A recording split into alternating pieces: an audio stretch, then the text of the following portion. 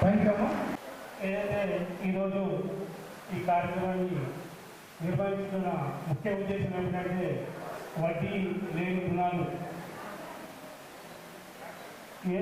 కాంగ్రెస్ ప్రభుత్వము ఎప్పుడైనా కానీ చెప్పింది తప్పకుండా చేస్తుంది, అదేవిధంగా చెప్పండి కూడా చేస్తుంది అలాంటి ప్రభుత్వము.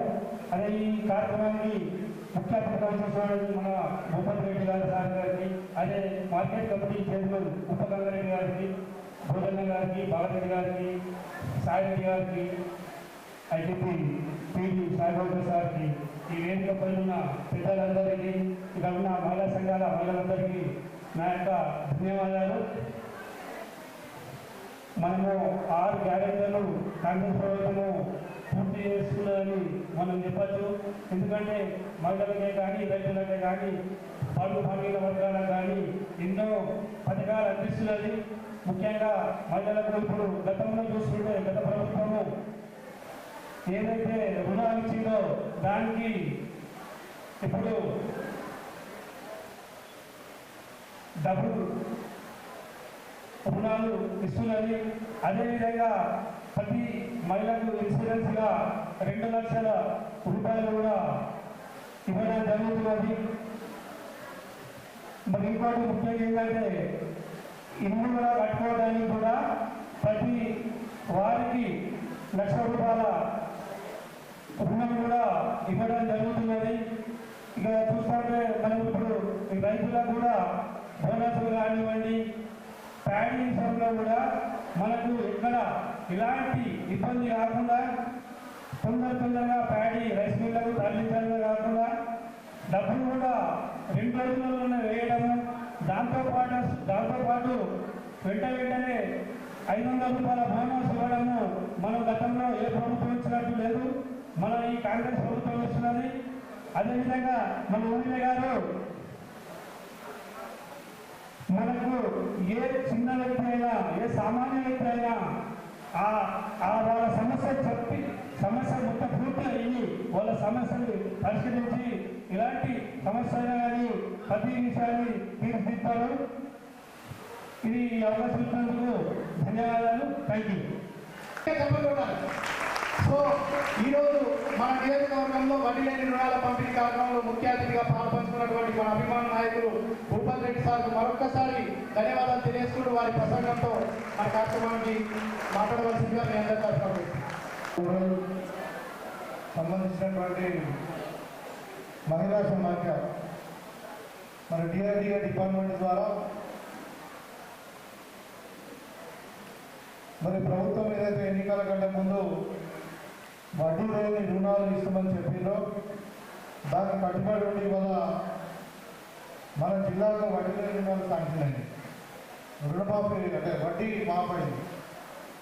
ఈ సందర్భంగా మరి నాతో పాటు వచ్చేసినటువంటి మండల పార్టీ అధ్యక్షుడు ఎల్లయ్య గారు, అదేవిధంగా మన మార్కెట్ కమిటీ చైర్మన్ ముప్ప గంగారెడ్డి గారు, బాగారెడ్డి గారు, భోజన్న గారు, ఒడ్డెన్న గారు, నరేష్ గారు, కుమార్ గారు, మరి సాయిగౌడ్ గారు, పీడి గారు, మరి పెద్దలు ఐడిసి ఎంఎస్ మాజీ చైర్మన్ సాయిరెడ్డి గారు, మన సింగిల్ విండో చైర్మన్ శ్రీధర్ గారు, అదేవిధంగా గంగాధర్ గారు, మరి అదేవిధంగా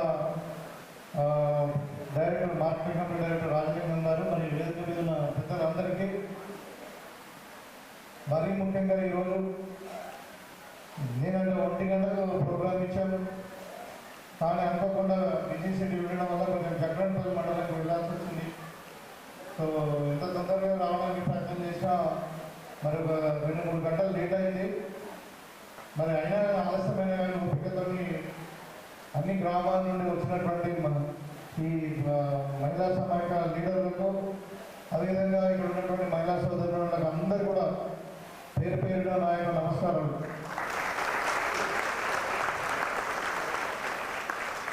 ఇవాళ 2 సంవత్సరాల క్రితం అంటే డిసెంబర్ 7 వస్తే 2 సంవత్సరాలు అవుతుంది. మన ప్రియతమ నాయకుడు రేవంత్ రెడ్డి గారు ఆ రోజు సోనియా గాంధీ గారి సమక్షంలో మరి లాల్ బహదూర్ స్టేడియంలో ప్రమాణ స్వీకారం ముఖ్యమంత్రిగా చేసిన తర్వాత 9వ తారీఖు నాడు 2 రోజులకే మరి మహిళలకు మరి ఆర్టీసీ బస్సు ఉచిత ప్రయాణం, అదేవిధంగా ఆరోగ్యశ్రీ పథకాన్ని 5 లక్షల నుండి 10 లక్షలకు పెంచడం జరిగింది. అప్పటి నుండి ఇప్పటిదాకా అన్ని మహిళలకు సంబంధించిన కార్యక్రమాలు ఏదైనా అన్నీ చేసుకుంటూ వస్తున్నాం. కొద్దిగా ఆలస్యమై ఉండొచ్చు. దానికి కూడా కారణం ఏంటంటే మనం ధనిక రాష్ట్రమైన తెలంగాణను మన గతంలో పరిపాలించినటువంటి వాళ్ళు మొత్తం కూడా అప్రూపాలు చేసి మరి పగడి దోపిడిలాగా దోసుకొని మరి అలా మామూలు కట్టుకొని మరి మొత్తం తెలంగాణ అప్రూపాలు చేసినటువంటి సందర్భం. కాబట్టి మనం ఇచ్చిన మాట మీద కట్టుబడి ఉండాలి. మన ఇందిరమ్మ పార్టీ, మన ఇందిరమ్మ రాజ్యం, ప్రజాపాలన అని చెప్తున్నాం. మరి ప్రజలకు అనుకూలంగా ఉండాలి, ఇచ్చిన మాట నిలబెట్టుకోవాలని చెప్పి ఎన్ని తిప్పలైనా మరి పైసా ఒకటి చేసుకుంటూ వస్తున్నాం. ఎందుకంటే కాంగ్రెస్ పార్టీ మాట మీద ఉంటుంది. ఇవాళ దేశానికి స్వాతంత్రం తెచ్చినటువంటి పార్టీ, మనకు తెలంగాణ ఇచ్చినటువంటి పార్టీ, మన దేశం కొరకు ఎన్నో త్యాగాలు చేసినటువంటి పార్టీ. కాబట్టి మనం ఒక మాటతో ఒకసారి అంటే దానికి తప్పకుండా 100% పాటించాలన్నది కాంగ్రెస్ పార్టీలో సిద్ధాంతం. ఆ రోజు చెప్పిన మరి మహిళలందరూ కూడా వడ్డీ లేని రుణాలు ఇస్తామని చెప్పి, గతంలో ఏం జరిగిందో మీకు తెలుసు, మీరే వడ్డీ కట్టిలు.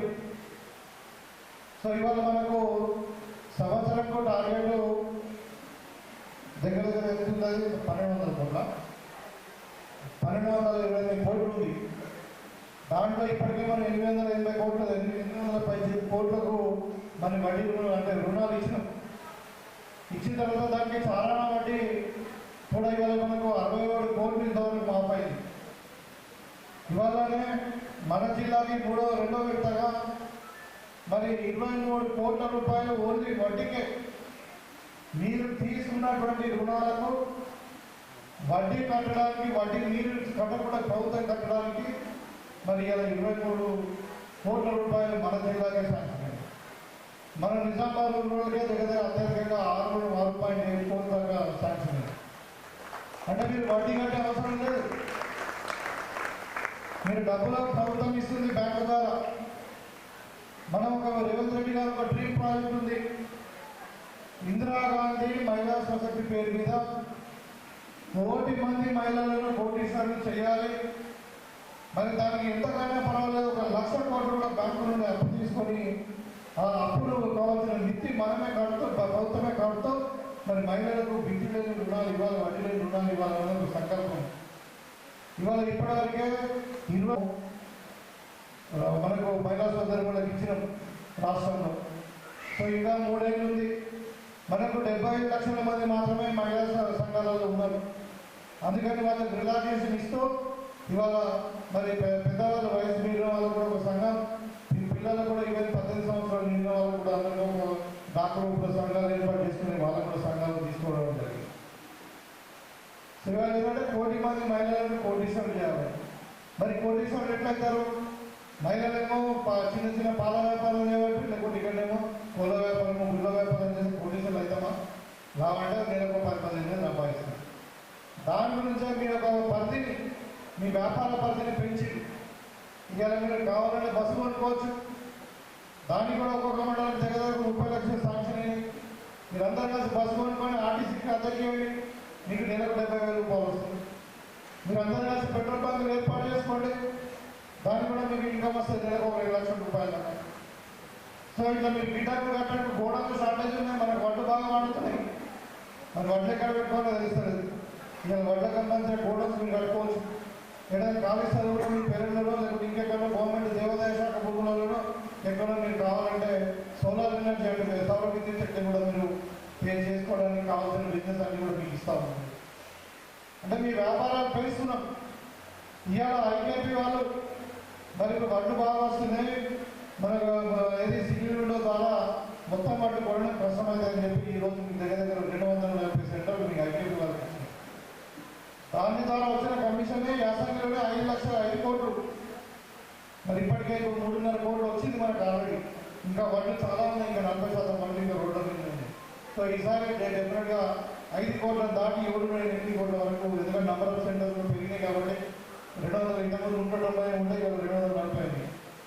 సో ఈ విధంగా అంటే మీ వ్యాపారాలు చేసుకోవడానికి మహిళలు అన్ని రకాలుగా ప్రభుత్వం మీద ఆదుకోవడానికి. ఎందుకంటే మహిళా సాధికారిత అన్నది మహిళలు చదువుకోవాలి, మహిళలు ఆర్థికంగా స్వలంబన ఉండాలి, మరి వాళ్ళ చేతనే పెత్తనం ఉండాలని చెప్పి ఇలా మనకి ఇచ్చినటువంటి ఇందిరమ్మ ఇల్లు కూడా మహిళల పేరు చేస్తున్నాం. మీరు గుర్తుంచుకోండి, గతంలో రేషన్ కార్డు ఉండే, మనం ఇప్పుడు అందరికి ఇచ్చిన మళ్ళీ రేషన్ కార్డు గతంలో 10 సంవత్సరాలు ఇవ్వలే. మరి ఉన్న వాళ్ళకు కూడా ఎవరి పేరు మీద ఉండే, ఇంటి యజమాని ఎవరు ఉంటుండే, భర్త పేరు మీద ఉంటుండే. ఇంకా మీరు చూడండి, కొత్తగా ఇచ్చినటువంటి రేషన్ కార్డు ఉంది, ఎవరి పేరుంది, మీ పేరుంది. భార్య పేరు మీద రేషన్ కార్డు వస్తున్నది, ఇంటి యజమాని భర్త కాదు కదా భార్య. ఎందుకు మరి ఎందుకు ఇంత పెద్ద పీట వేస్తూ ఉన్నారు మహిళల కంటే? మహిళలు ఆర్థికంగా మరి వాళ్ళ చేతిలో డబ్బులు ఉంటే వాళ్ళు క్రమశిక్షణతో ఖర్చు పెడతారు. ఇవాళ పిల్లలు వేసి తల్లిదండ్రులను లేదంటే భర్తలో లేకుంటే ఎదిగి ఉండే పిల్లలను అడిగి వాళ్ళు జీవించే అవసరం ఉండదు. వీళ్ళ కుటుంబాన్ని మరి వీళ్ళ చేత కుటుంబం తీసుకొని పోయి వీళ్ళు సంపాదించిన డబ్బుతోనే ఇంకా కుటుంబాన్ని కూడా భర్త అవసరం ఉంటే భార్య చేతిలో అప్పు తీసుకునే పరిస్థితి తీసుకురావాలి. ఎక్కడో పోతాం ఇలా భర్త దగ్గర డబ్బు తీసుకునే అవసరం లేదు. ఈ విధంగా తయారు చేయాలని. ఎందుకంటే మీకు కుటుంబం యొక్క హౌస్ మేకింగ్ అంటే ఇంగ్లీష్లో ఏంటంటే హౌస్ వైఫ్ కాదు, హౌస్ మేకింగ్ అంటే ఏం చేస్తున్నాం అంటే గృహిణి అంటారు.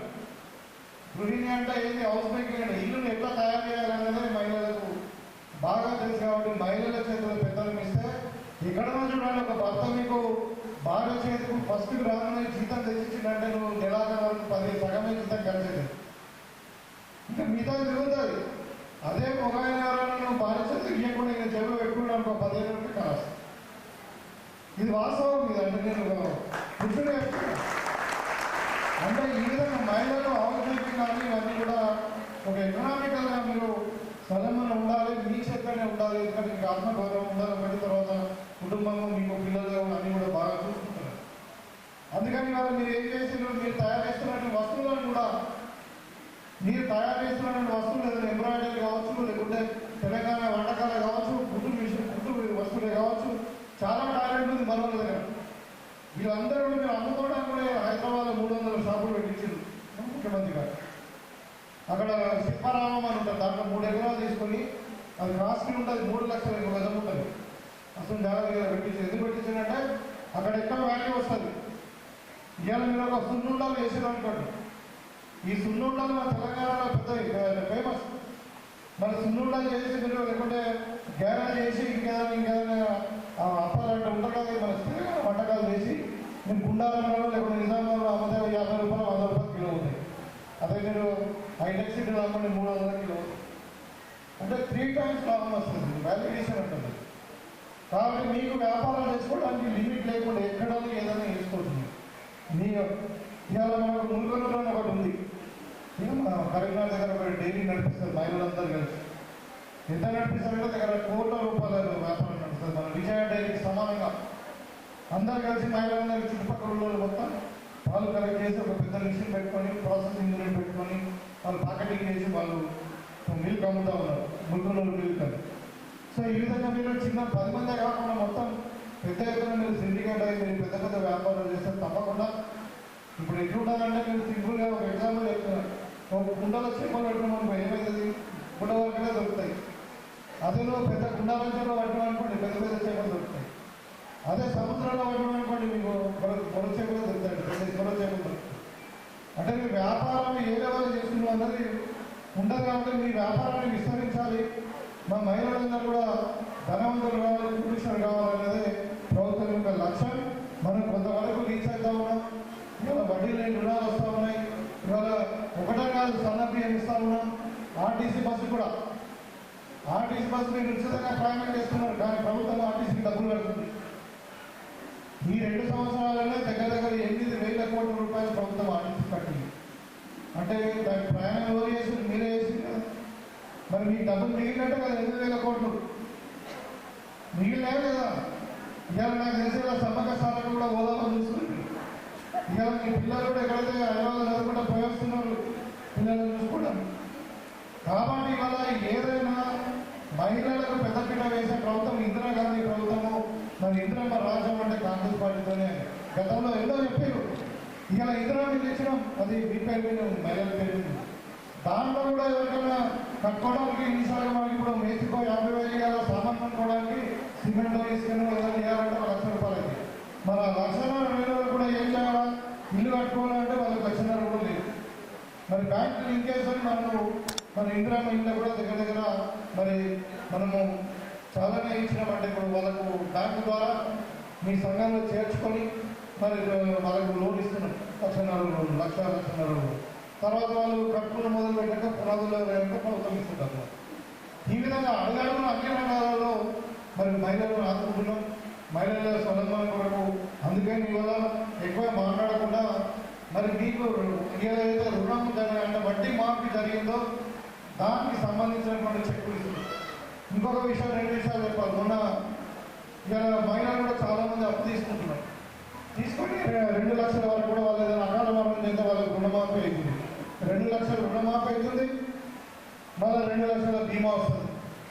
అది కాకుండా ప్రమాద బీమా కూడా 10 లక్షలు వస్తుంది. అకాల మరణం ఏదైనా చెందితే దురదృష్టవశాత్తు. కాబట్టి ఒకవేళ ఒక మహిళ ఏదో కారణంతో చనిపోతే 10 లక్షల ప్రమాద బీమా వస్తుంది, 2 లక్షల రూపాయలు బీమా వస్తుంది, ఇంకా వాళ్ళ రుణమాఫీ అవుతారు. సో ఇలాంటి కార్యక్రమాలు ప్రభుత్వం తీసుకుంటుంది. కాబట్టి ఇవాళ చెక్కుల పంపిణీలో మరి 23 కోట్లు మన జిల్లాకి వచ్చినాయి, మనకు 6 కోట్ల పైసలు మనకు వచ్చినాయి. మీ వడ్డీ రుణాలు ప్రభుత్వమే కడుతుంది, ఇది గమనించండి. ఇవాళ మీ కుటుంబాలు బాగుపడాలన్నా, మీ పిల్లలకు ఉద్యోగాలు రావాలన్నా మరి రైతులను రాజు చేసామండి. ఇలా రైతులను రాజు చేసి ఇచ్చినాం. ఇలా 500 బోనస్ ఇచ్చినాం, కరెంటు ఫ్రీ ఇచ్చినాం, అదేవిధంగా మరి గిట్టుబాటు ధర ఇస్తున్నాం. అన్నీ వేసి వాళ్ళ రైతుల దగ్గర రుణమాఫీ చేస్తున్నాం. రకరకాలుగా అన్ని రకాలుగా ఆదుకుంటున్నాం. ఇవాళ మన పిల్లలు కూడా బాగా ఆదుకుంటారని చెప్పి వాళ్ళకు మనం ఒక అగ్రికల్చర్ కాలేజీలో తెచ్చుకున్నాం. ఇవాళ మన నిజామాబాద్ జిల్లాకు లేకపోతే అదేవిధంగా ఇంజనీరింగ్ కాలేజ్ తెచ్చుకున్నాం. మన గుండారం పక్కగా ఈ గుండారంలోనే ఒక 25 ఎకరాలతో 200 కోట్లతో ఒకటి ఇంటిగ్రేటెడ్ స్కూల్ కూడా వస్తుంది, పిల్లలు చదువుకోవడానికి.